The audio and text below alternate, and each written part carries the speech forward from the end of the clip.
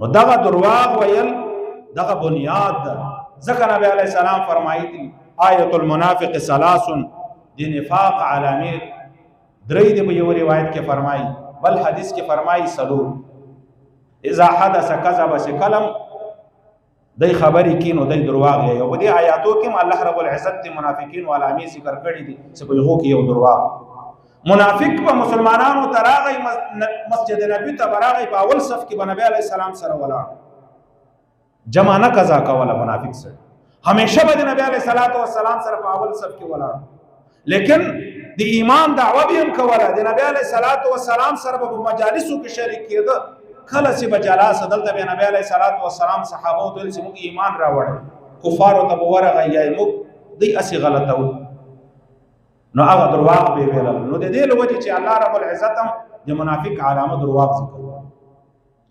بل نبی علیه السلام فرمایي اذا اؤتمن خان، امانت ورسره کېږده، خبره دی یوه بې امانت، یوه خبره دی ورته وکړله چې دا په تا باندې امانت د چا ته مه شوکوه، یو شی دی ورکوی امانت دی ورسره کېږو، په دې کې اسراف مکه، په دې کې لاسوهنه مکه، دا له ځان سره کېږده د ما امانت ده له تاسو. دی خیانت کې شروع کی، خبره لیک کی، خبره بل چاته وکي، هغه بل چاته وکي، بدنامه. دومه علامه د نفاق اذا اؤتمن خان، دی په امانت کې خیانت.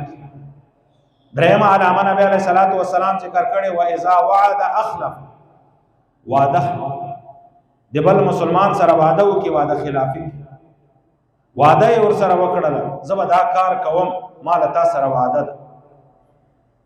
په زړه کې دغه وعدې باندې د عمل کولو نه اراده یې، صرف هغه غلطۍ، دا درواغ هم سو او د وعدې خلافي هم سو.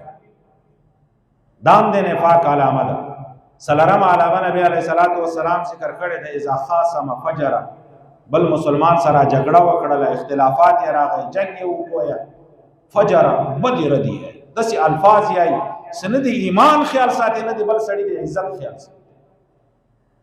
دغه علامې نبی علیه السلام فرمایلي که په چا کې دا څلور سره علامې موجود دي خالص منافق، او که په چا کې یوه علامه موجوده سوله، دغه یوه علامه د نفاق ته په ده کې دغه علامه د نفاق موجوده ده. نو هر مسلمان باید دغه علامې چې په کوم مسلمان کې موجود دي هغه کوشش وکړي چې دغه نفاق د علامو ځان خلاص. ځکه نفاق دغه یوه علامه د انسان لپاره د هلاکت ذریعه ګرځي.